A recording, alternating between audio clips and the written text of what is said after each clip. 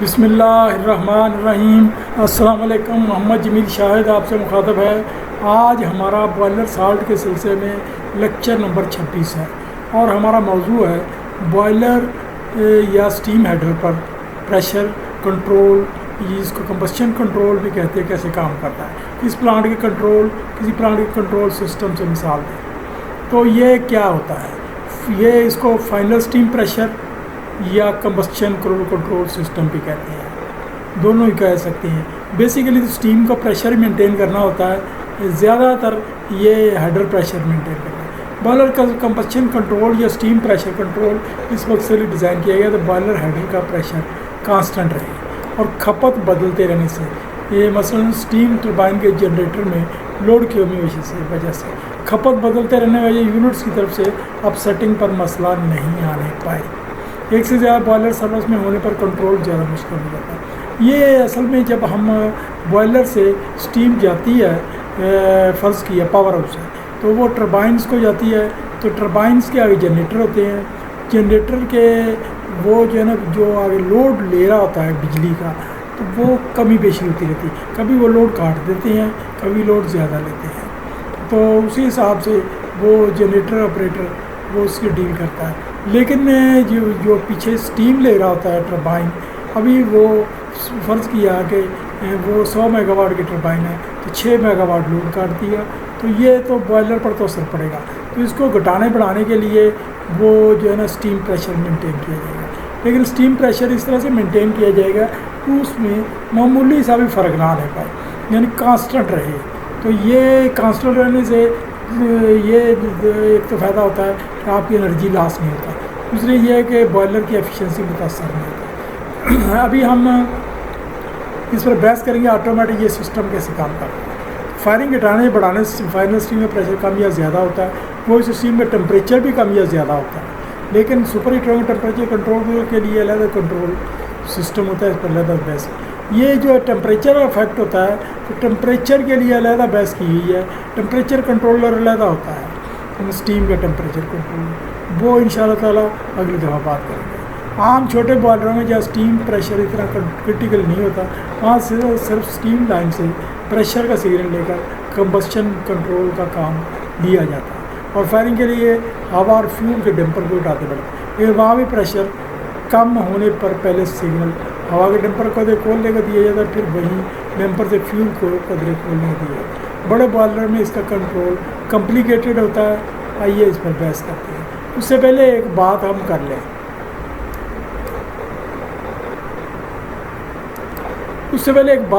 जब भी बॉयलर का ये आगे जिक्र किया गया है, ये जैसा कि पहले बयान किया जाएगा, स्टीम लोड बढ़ाते हो अगर हम सबसे पहले हवा की फीड बढ़ाते हैं, यानी कंबस्शन एयर की फीड बढ़ाते हैं। याद रखें कि बॉयलर पर अगर लोड बढ़ाना है तो ये 3 लफ्ज़ याद रखें, AWF, एयर, फिर वाटर, फिर फ्यूल।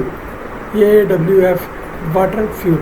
जब घटाना है तो FWA फ्यूल पहले घटाया जाएगा, वाटर की लेवल कम होगा, फिर एयर आखिर में घटाई जाएगी लोड घटाते वक्त। हाँ अच्छा, और फिर पानी और आखिर में ईंधन की फीड बढ़ाते हैं। प्रेशर कंट्रोल में भी प्रेशर बढ़ाने के लिए यही कुछ होता है। ये अगर आपने फ्यूल पहले बढ़ा दिया तो जो है ना फ्यूल कंबस्शन एयर कम होने की वजह से जल्द ही धमाका हो सकता है। यहाँ तक लगा। अब बॉयलरों में ये होता है कि हम पानी के लेवल को, AWF जैसे मैंने बोला, पानी के लेवल को इंडिपेंडेंट कर देते हैं। पानी का लेवल सिग्नल लेकर खुद बहुत कम बेश होता है, वो ड्रम लेवल, उसको इंडिपेंडेंट कर देते हैं। इस वजह से इस कंट्रोल में उसको खारिज कर देते हैं। स्टीम के फ्लो बढ़ने की वजह से भी अचानक से कम होता है। अच्छा, ये जो है ना, ये स्टीम का प्रेशर का जो वो फ्लो बढ़ता है, बढ़ने की वजह से ये प्रेशर कम होता है। दूसरे अल्फाज में प्रेशर पूरा हम सबसे पहले हवा की फीड बढ़ाते हैं, फिर ईंधन की फीड बढ़ाते हैं। प्रेशर ज़्यादा होने की वजह कंट्रोल भी होता है। फिर तीसरी हम बात इस सिलसिले में कंट्रोल इस तरीके से किया है, किसी भी मौका पर फ्यूल एयर रेशो कंट्रोल में रहे। हाँ, ये बड़ी इंपॉर्टेंट है। ये फ्यूल लोड घटाते वक्त या बढ़ाते वक्त ये का कंट्रोल में रहे कि फ्यूल एयर रेशो डिस्टर्ब ना हो पाए। ये इसकी एक सेटिंग रखी होती है, एक रिले रखी होती है, को फ्यूल रेशो की तकरीबन 6 ऑटोमेटिक था, सब बॉयलर में रखी होती है, वो कम बेचना। अगर किसी वजह से वो फ्यूल में रेशो कम डिस्टर्ब हो जाए तो वो फ़ौरन शट डाउन सिग्नल जाता है, शट डाउन कर देता है, इससे पहले कि कोई धमाका हो जाए, कोई एक्सप्लोजन हो जाए। यानी ना ही दूसरे लफ्ज़ों में यहाँ ना यानी ना ही फ्यूल की ज़्यादा हो CO गैस बने, फ्यूल ज़्यादा हो जाए तो CO, ना ही बहुत ज़्यादा फ्लू गैसों में जाए, उसे फ्लू गैसों में ऑक्सीजन की ज़ाहिर फीसद मकदार होती है, साथ ही ऑक्सीजन की मकदार भी कंट्रोल की जाती है। इसके अलावा फ्यूल एयर रेशो के लिए ऐसी रिलेटिव के खास हाथ से कम्बस्शन एयर कम हो जाए तो बॉयलर को ट्रिप करते हैं। कभी कभी ऐसा भी होता है कि बॉयलर में CO गैस कंट्रोलर लगा हुआ है, तो यानी कुछ बॉयलरों में जो CO गैस कंट्रोलर लगा होता है, ये ज़्यादातर कोयले वाले बॉयलरों में लगाते हैं, वैसे दूसरे वो गैस वाले बॉयलरों में लगा रहे हैं।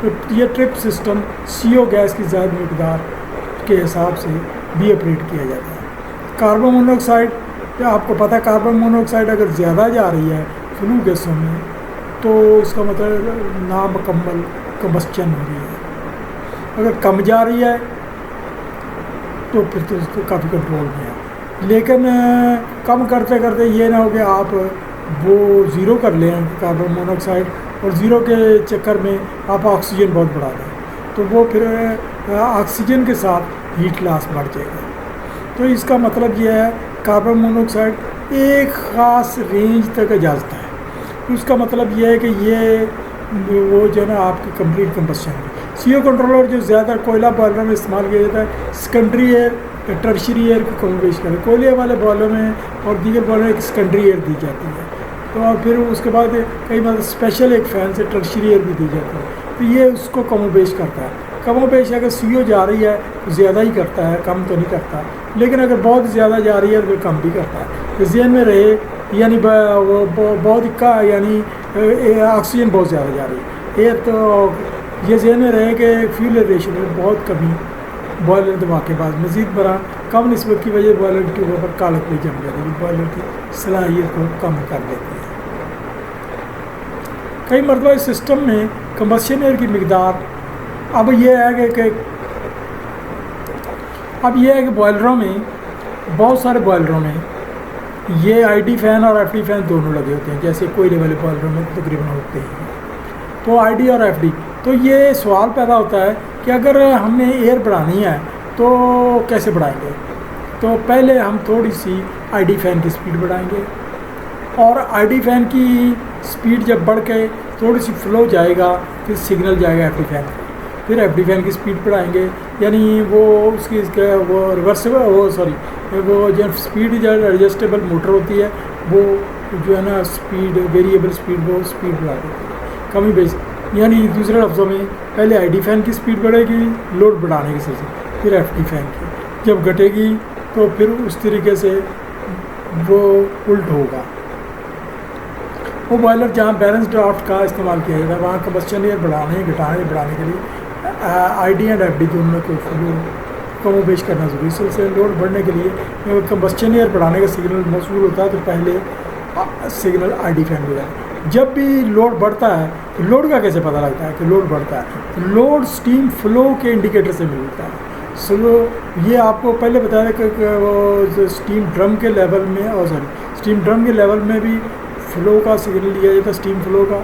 अब यहाँ भी हम स्टीम फ्लो का निकल लेंगे तो ज़्यादा कम्बस्शन एयर गुजरने का सिग्नल देता है। इस तरह से वो सिग्नल की रिक्वायरमेंट के मुताबिक फ़्लो का रास्ता खुला कर देता है। दोबारा सिग्नल FD फ़ैन में जाता है और सिग्नल की रिक्वायरमेंट के मुताबिक कम्बस्शन एयर का फ़्लो की तौर पर बढ़ा देता है। इस तरह लोड घटने पर पहले सिग्नल FD फ़ैन को जाता है, जब लोड घटाया जाता है या FD फ़ैन को जाता है, बाद में ID फ़ैन को जाता है। स्पीड में कमी बेशी से हवा का प्रेशर घटता पड़ता है, इसे हवा के फ्लो में भी कमी। ये सिस्टम ज़रा मुश्किल है क्योंकि इसकी स्पीड घटाने बढ़ाने वाली वेरिएबल स्पीड मोटर लगानी पड़ती है, तो कुछ महंगी होती है। अगर टरबाइन लगानी हो तो उसके गवर्नर की स्पीड को रेगुलेट करके ऐसा किया जाता है, लेकिन फिर भी स्टैंड बाई मोटर पर लगानी पड़ती है। हाँ, कई मरतबा FD फ़ैन और ID फ़ैन की टरबाइन होती है, तो टरबाइन की स्पीड कम कर दें गवर्नर की, तो ये ज़्यादा कर दें, उससे आप कंट्रोल कर सकते हैं। लेकिन फिर भी वो टरबाइन का भी स्टीम बंद हो जाती है, बॉयलर में प्रॉब्लम होता है, वो तो बंद होगी, लेकिन वो जो है ना मोटर लगानी पड़ती है। तो मोटर को एडजस्ट करना पे, क्योंकि वो स्टैंड बाई चले तो वो उसका फिर इनलेट गाइड बैंड्स होती हैं या फिर वो दूसरा कोई तरीका होता है। इस सिस्टम में इनलेट गाइड बैंड के ब्लेड इस तरह हरकत करती है, हवा के फ्लो में कमी पेशी। ये गाइड बैंड से एक पत्रियाँ सी होती हैं जो आउटलेट पर कंट्रोल करती हैं। बहुत बड़े बॉयलर में हवा के फ्लो कंट्रोल करने के दोनों सिस्टम इस्तेमाल। जैसे स्पीड रेगुलेशन का सिस्टम आमतौर पर मैनुअल होता है, क्योंकि बहुत बड़े बॉयलरों में एयर प्री हीटर इस्तेमाल होता है। इसके लिए हवा का टेम्परेचर बढ़ने से जो हवा का वॉल्यूम बढ़ता है वो एक एरर का बायस बनता है। यहाँ ये बड़ी बात है। ये जो है ना जब प्री हीटर लगाते हैं तो फिर हवा का वॉल्यूम बढ़ता है, तो वो फ्लो तो वॉल्यूम को सिग्नल लेता है ना, तो वॉल्यूम को सिग्नल से टेम्परेचर का भी सिग्नल ले लेते हैं कंबस्शन एयर का। टेम्परेचर से एक कोलेटर या कैलकुलेटर टाइप सिग्नल लेकर उसको कैलकुलेट कर लेता है कि एक्चुअल ये हवा में कितने मालिक्यूल है, यानी कितना मालिकुलर मास रखती है। अब यहाँ बात करते हैं आगे। ज़्यादा गर्म होने से हवा फैलती है, इसलिए मलाज में हवा की वज़न में कमी हो जाती है। इस गलती रफा करने के लिए कंपनसेशन सिस्टम लगाना, टेम्परेचर के बढ़ने सेंस से लेकर हवा के फ्लो को नॉर्मल से कुछ ज़्यादा कर देता है। इसी तरह सर्दियों में जब हवा का टेम्परेचर बहुत गिर जाता है तो कम टेम्परेचर सेंस करने के लिए पर लगे टेम्परेचर कंट्रोल सिस्टम की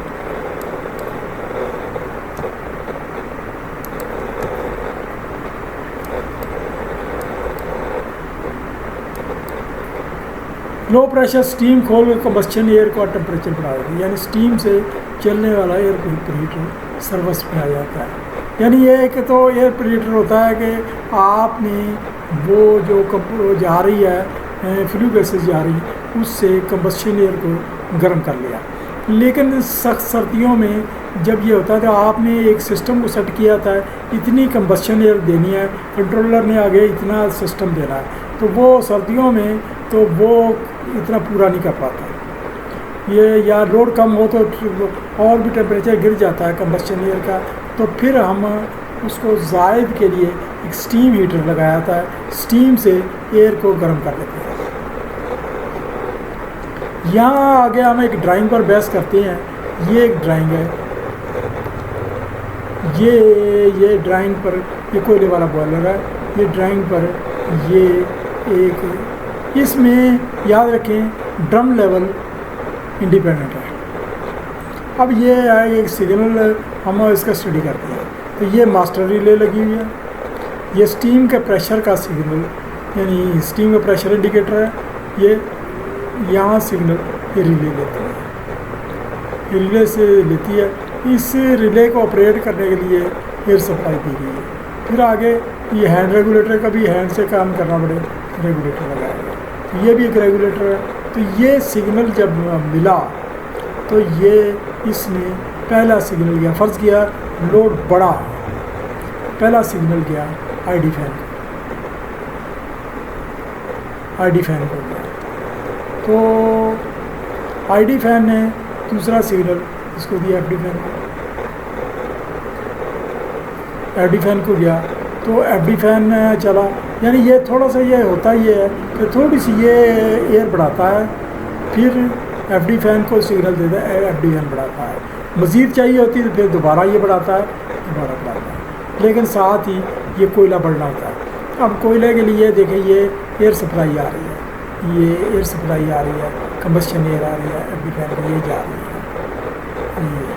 अच्छा, तो ये रिले अब वो जो है ना आपका वो जो है ना फ्यूल, ये गाइड वैन्स है, फैन वैन्स है, तो ये आपको फ्यूल बढ़ना है।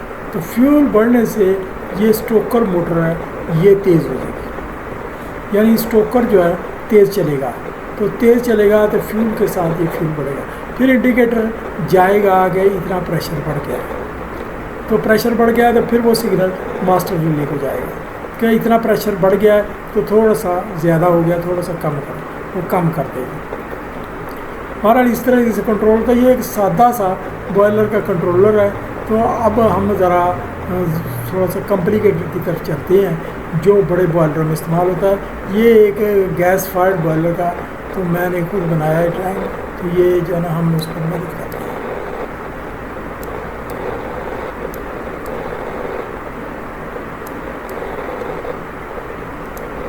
ये एक गैस फायर्ड बॉयलर है। गैस फायर्ड बॉयलर में ये एक मास्टर कंट्रोलर है।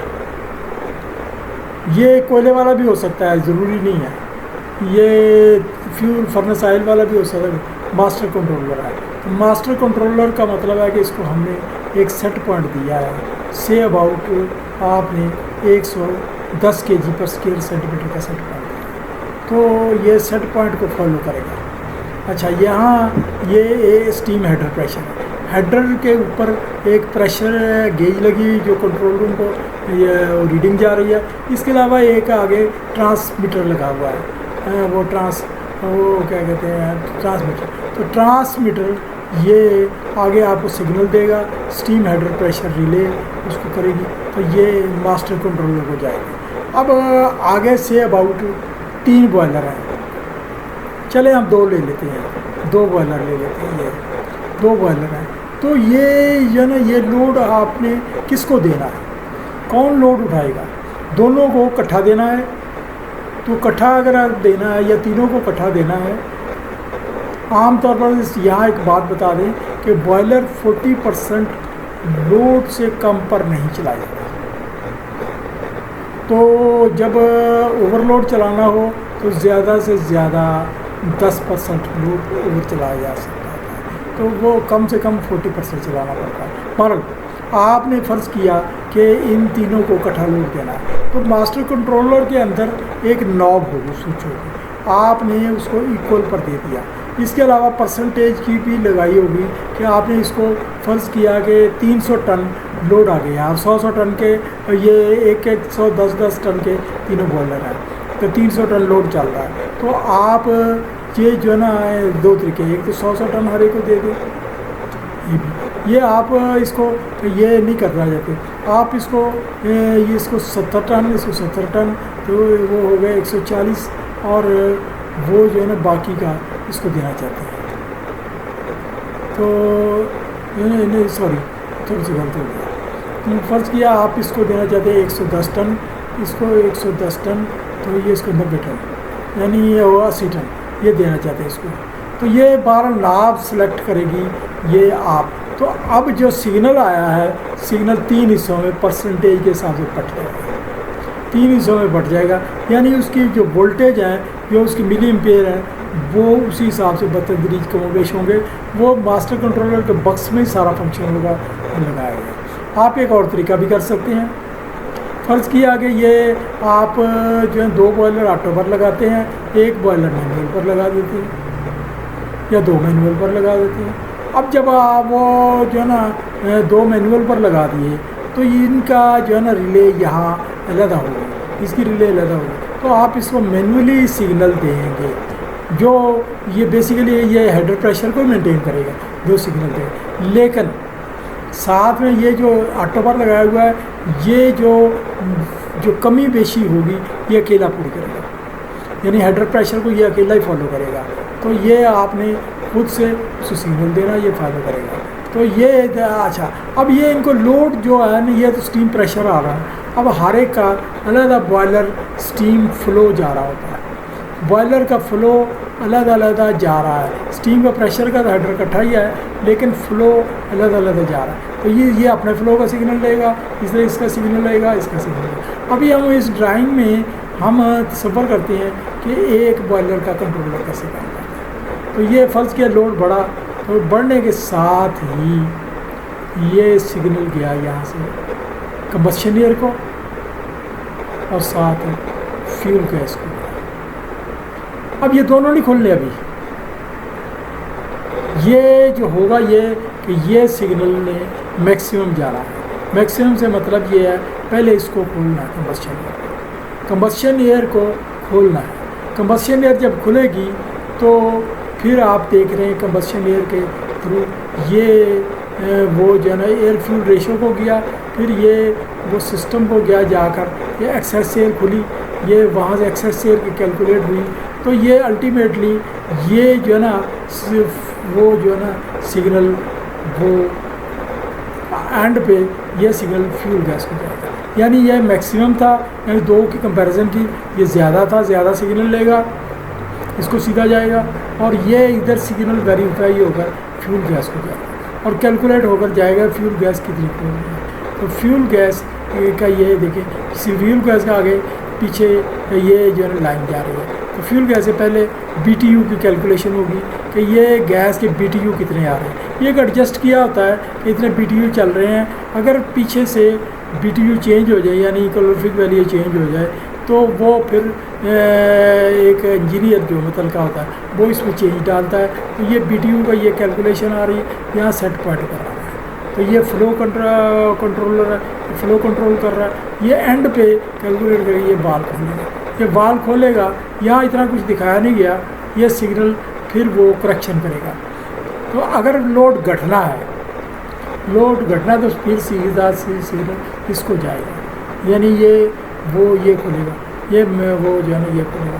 तो ये जो है ना फ्यूल खुलेगा। तो इससे आप देखें इसी तरह से फ्यूल रेशो ये खुलेगा। फ्यूल रेशो का सेट पॉइंट फिर वो फ्लो कंट्रोलर हो जाएगा, ये कंबस्शन एयर पूरा। तो यहाँ से कंबस्शन एयर ये वाल्व खुल जाएगा, ये बॉयलर एक बर्नर हो जाएगा। ये यहाँ एक ही बर्नर का है, यहाँ से आगे लाइन को 1 2 3 4 बर्नर हो तो फिर 4 बर्नर हो जाएगा।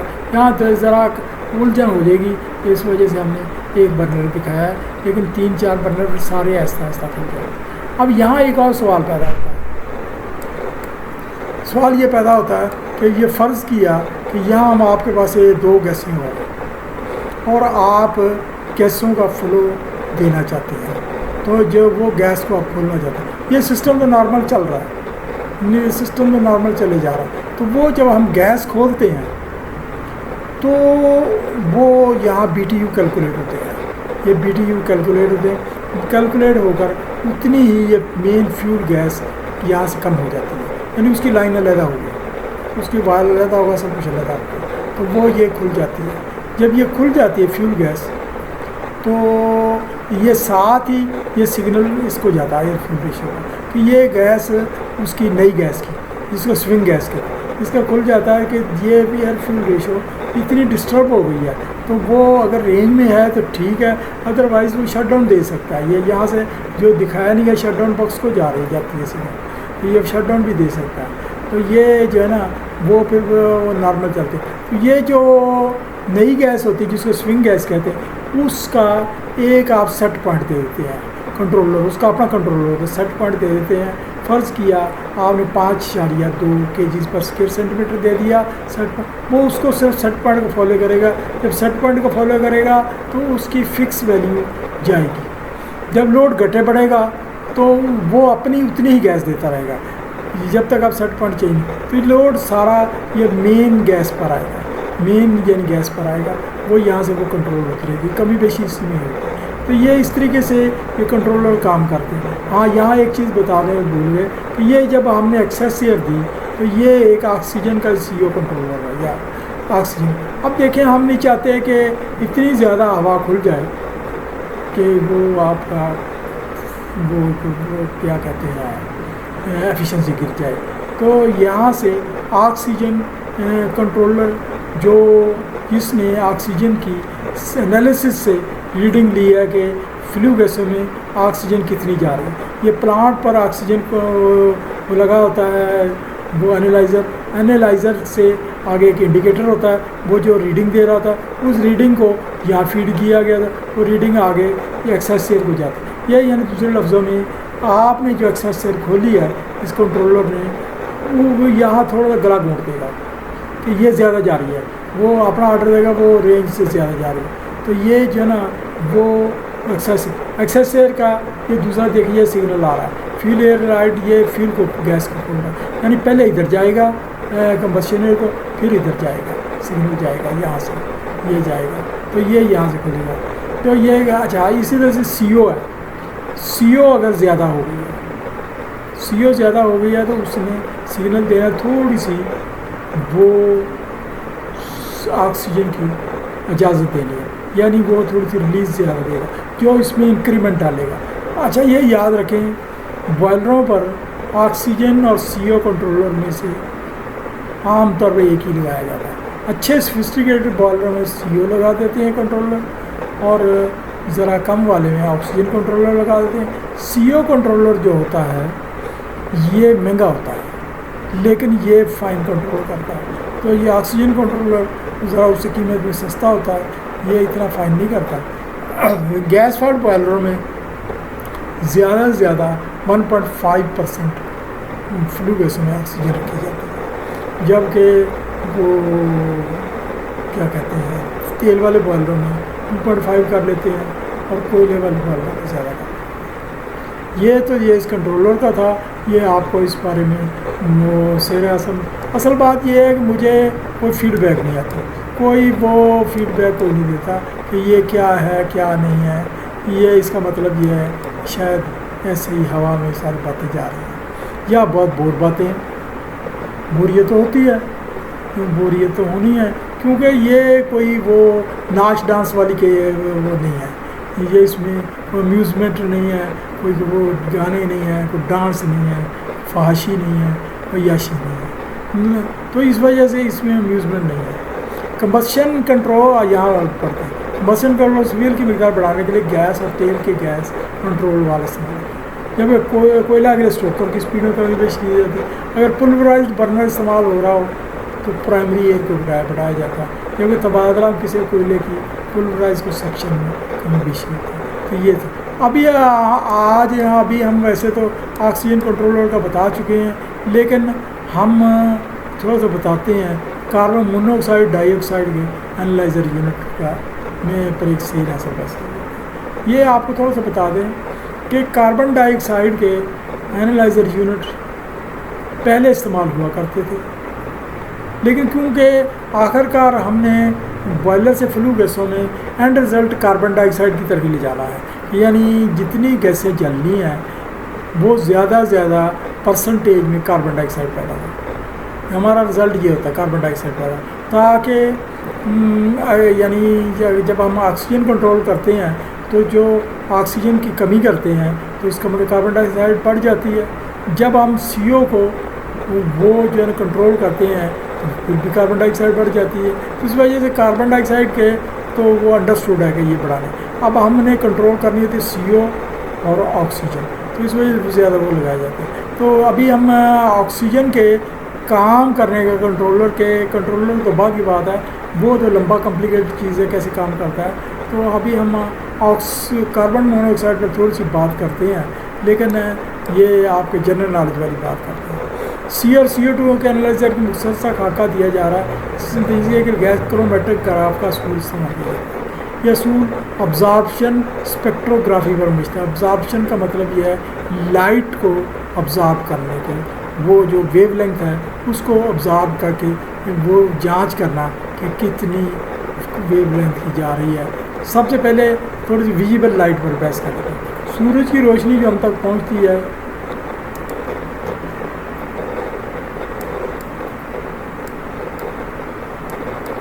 और दीगर रोशनियाँ दरअसल इलेक्ट्रोमैग्नेटिक वेव्स होती हैं। वो इलेक्ट्रोमैग्नेटिक वेव्स होती हैं जो मुख्तलिफ वेवलेंथ की होती हैं। वेवलेंथ जब फ्रीक्वेंसी के बाब में हमने आपको वेवलेंथ समझाया था क्या होती है। इसमें एक ख़ास हद की वेवलेंथ को ही हम रोशनी किस्म के देते हैं। ये कई वेवलेंथ की होती है, लेकिन हमारी आँख एक ख़ास रेंज की वेवलेंथ की रोशनी को देख सकती हैं, उससे न कम को देख सकती है न ज़्यादा को। दरअसल ये ख़ास हदूद की वेवलेंथ जो हमारी आँख पर सेंसेशन पैदा करती है उसको हम विजिबल लाइट कहते हैं। विजिबल लाइट रेंज इनकी हदूद ये है 11,800 से लेकर 23,600 वेवलेंथ पर सेंटीमीटर, यानी फी सेंटीमीटर में इतनी वेवलेंथ वो ये होती है। ये हमारी विजिबल रेंज है, क्योंकि ये 1 सेंटीमीटर में इनकी था, इस वजह से 1/2360 की वैल्यू पर निस्बत 1/1180 यानी किसी के कम होगी। 23,600 वेवलेंथ सेंटीमीटर से छोटी, इससे छोटी जो वेवलेंथ है यानी बड़ी छोटी वेवलेंथ यानी बड़ी रीडिंग, यानी रीडिंग बड़ी होगी, वो अल्ट्रा वायलेट कहेंगे। वायलेट वेवलेंथ और 11,800 से बड़ी यानी छोटी रीडिंग को इंफ्रारेड कहते हैं, रेड से छोटी। ये रंग ये आपको पहले बता चुके हैं कि एक लेक्चर में, ये विप गियर नाम होता है। तो सबसे छोटी वेवलेंथ वायलेट होती है, फिर उसके बाद इंडिगो, फिर ब्लू, फिर ग्रीन, फिर येलो, फिर ऑरेंज, और सबसे बड़ी वेवलेंथ रेड। रेड से बड़ी होती है जो हमें नज़र नहीं आती। इनमें हीट भी ज़्यादा आती है, एनर्जी भी ज़्यादा। कुदरत अल्ट्रावायलेट से ज़्यादा रीडिंग वाली शुआओं को ज़मीन की फ़ज़ा में ओजोन के ज़रिए तलफ कर, कुछ ना कुछ आ जाती हैं अल्ट्रावायलेट, लेकिन ज़्यादा कुदरत तलफ कर देती है। वो ओजोन, वो जो है ना, ओजोन के साथ रिएक्शन करके ऑक्सीजन में तब्दील, यानी ओजोन को ऑक्सीजन में तब्दील। ओजोन क्या होती है? ओजोन बेसिकली O3 है, ऑक्सीजन के 3 मालिक्यूल होते हैं। यह अनस्टेबल किस्म का कंपाउंड बनता है जो ऑक्सीजन से बनता है। आसमानी बिजली जब कड़कती है बादलों में, तो कड़कने से ऑक्सीजन ओजोन में चेंज हो जाती है। ज़मीन की गर्दश की वजह से ये ओजोन कुतुब जनूबी और कुतुब शिमाली की तरफ ज़्यादा इकट्ठी हो जाती है। तो जब ज़मीनी तब्दीलियाँ आती हैं, हम पोल्यूशन पैदा करते हैं, और उसमें ख़ास तौर पर वो जो क्या क्लोरोफ्लोरो गैसें या ऐसी कोई चीज़ें, तो वो ओजोन के साथ रिएक्ट करके जो कुदरत ने हमारे लिए ओजोन महफूज रखी होती है, इसको बेसिकली अल्ट्रावायलेट शुआओं के साथ यानी रिएक्ट करना था, वो गैसें रिएक्ट कर जाती हैं और वो ओजोन की कमी वाक़या करती हैं, जिसकी वजह से वो सुराख बन जाता है ओजोन, और वो फिर अल्ट्रावायलेट शुआएँ डायरेक्टली उस सुराख से आज़ादी से आ जाती हैं और फिर हमारी जल्द के कैंसर में मुब्तला कर देती हैं, जल्दी मुब्तला कर देती हैं और हमें कई नुकसान करती हैं। बहरहाल वो तो अलग बात है।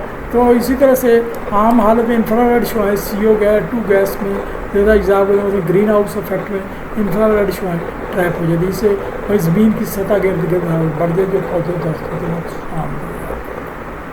मुख्तलिफ गैसें के रोशनी स्पेक्ट्रम, सूरज की रोशनी की तजर्बा के जरिए सात रंग चेक करके जो पट्टी से बनाई जाए स्पेक्ट्रम कहते हैं, में मुख्तलिफ शिद्दत का इजाफ दिखाते हैं, यानी वो जज्ब होती है, एक ऐसी पट्टी सी होती है, वो जो है ना अल्ट्रावायलेट शुआएँ आती हैं, उससे हमें पता चलता है कि ये जो हमें शुआएँ आ रही हैं इसमें कितनी वो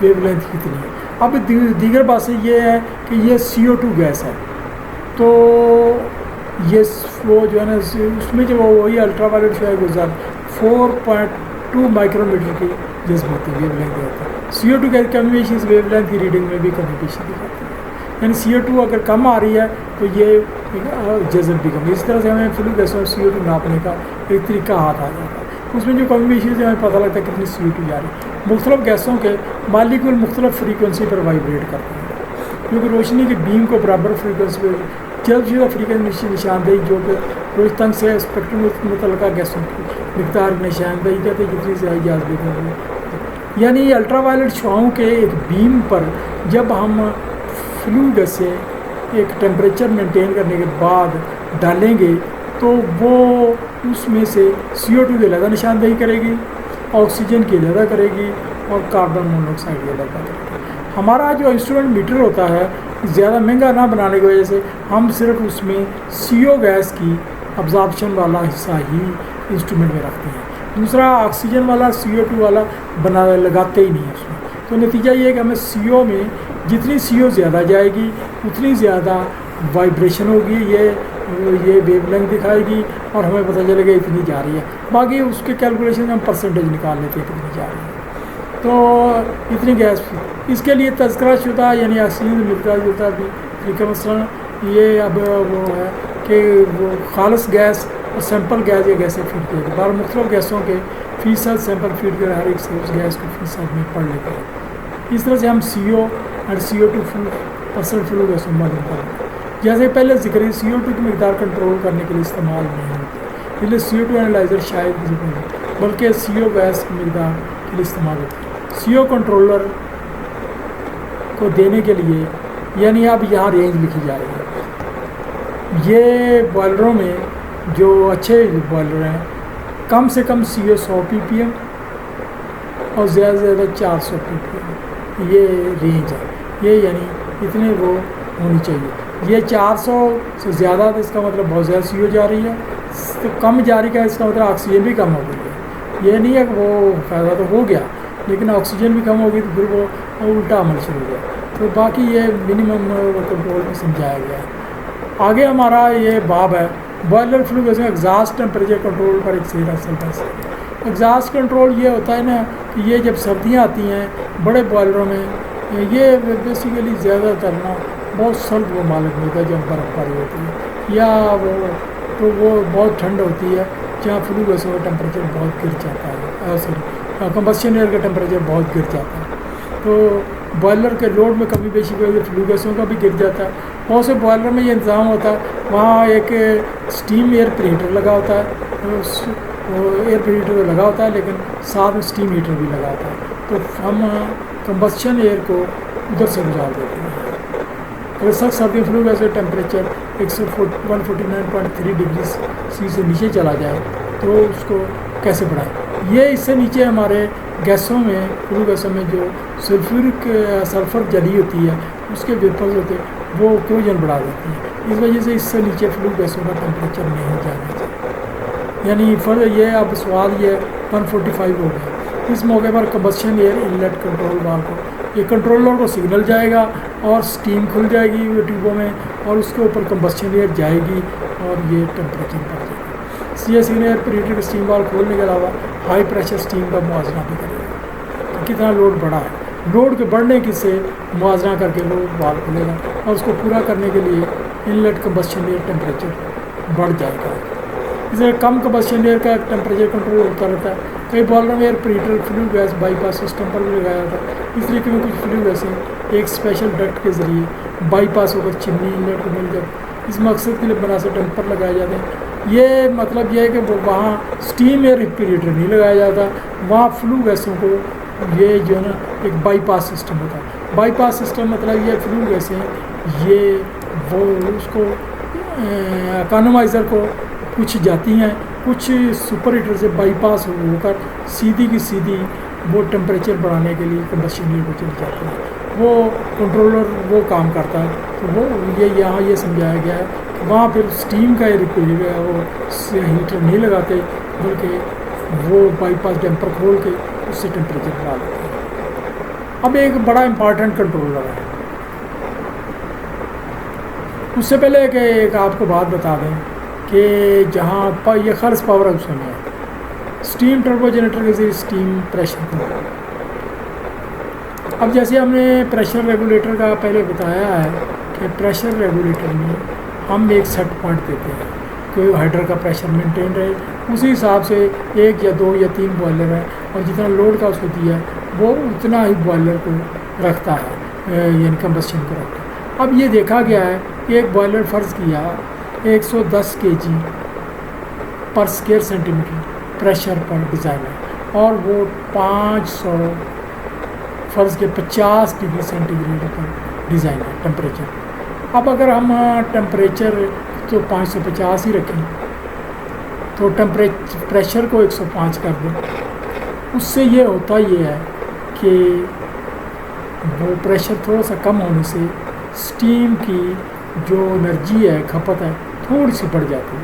लेकिन कैलकुलेट किया गया है कि जब एनर्जी बढ़ती है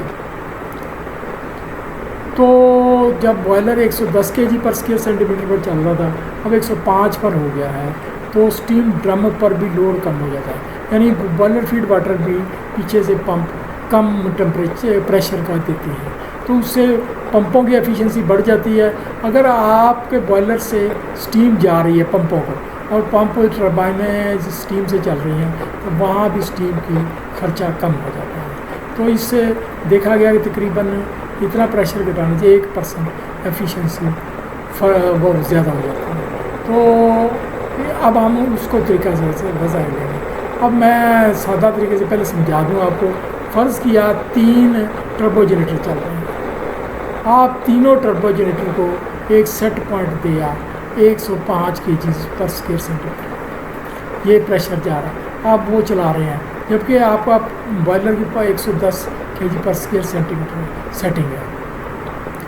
अब होता ये हुआ ये कि शाम के रात के वक्त पीक लोड जब बिजली का आया तो उससे स्टीम टर्बाइनों पर लोड बढ़ गया अब सी टरबाइन फर्ज किया 3 टरबाइनें थी, मैंने जैसे मिसाल दी, सी टरबाइन पर आपने बाकी 2 टरबाइनों पर आपने 95% लोड रखा हुआ जो वो बाहर से आ रहा है, और सी टरबाइन पर आपने 80% लोड दिया। अब ये होता ये है कि जब लोड बढ़ा, पीक लोड बढ़ा, तो सब पर ही 95% या 100% के करीब होने को है। अब सी टरबाइन ये होगी कि ये जब उसका लोड बढ़ेगा तो उसका कंट्रोल वाल्व ज़्यादा खुलेगा और खुलेगा, जब और खुलेगा 80% ज़्यादा खुलेगा तो एक रेंज, एक वक्त आएगा कि वो फुल खुल जाएगा। अब फुल खुल जाएगा तो मज़ीद लोड नहीं उठा रहा, जबकि बिजली का लोड और आ रहा है, फ्रीक्वेंसी डाउन हो रही है। अब ये होगा कि जब जो ही वो वाल्व ज़्यादा खुलेगा सी टरबाइन को खुलेगा तो वो सिग्नल देगा बॉयलर के मास्टर कंट्रोलर बॉक्स को कि ये आप प्रेशर 105 से 106 कर दो, फिर देगा 107 कर दो, 8 कर दो, 9, अतः 110 कर दो। तो ये थोड़ी देर के लिए वो 110 हो जाएगा। जब 110 प्रेशर हो जाएगा, सेट पॉइंट सारे बॉयलर की सेटिंग चेंज हो जाएगी और वो मास्टर कंट्रोलर 110 kg पर स्क्वायर सेंटीमीटर पर हेडर प्रेशर मेंटेन करेगा। जब इतने हेडर प्रेशर मेंटेन करेगा तो टरबाइनों को उतने बिजली के लोड को ऑपरेट करना इजी हो जाएगा। अब हम इस वक्त हम वो 1% जो एफिशिएंसी की बचत कर रहे थे उसका ख्याल नहीं करेंगे, हमें बिजली की खपत पूरी करनी है, तो हम उसको मद्देनज़र रखेंगे कि थोड़ी देर के लिए हमें एफिशिएंसी मुतासर हो जाए तो कोई फ़र्क नहीं पड़ता। तो ये इसका असल थ्योरी है। अभी हम ये समझाते हैं। अभी बचत के नुक़्ता नज़र से बॉयलर एफिशिएंसी बढ़ाने के लिए बड़े पावर जनरेशन बॉयलरों में एक और तरीका बता गया। फ़र्ज़ किया 1 या 2 बॉयलर जो 110 kg पर स्क्वायर सेंटीमीटर स्टीम बना सकते हैं और 2 बड़े टर्बो जनरेटर स्टीम दी जा रही है। फ़र्ज़ किया दोनों टर्बो जनरेटर बिजली का लोड 80 है। अब हम स्टीम प्रेशर यानी 105 kg पर सेंटीमीटर और 510 या 510 मिसाल कर देते हैं, तब भी बखूबी ये टर्बो जनरेटर चल सकते हैं। जो स्टीम का फ्लो थोड़ा सा बढ़ जाएगा क्योंकि यानी एंथैल्पी कम पूरी करने स्टीम का फ्लो ज़्यादा जाए।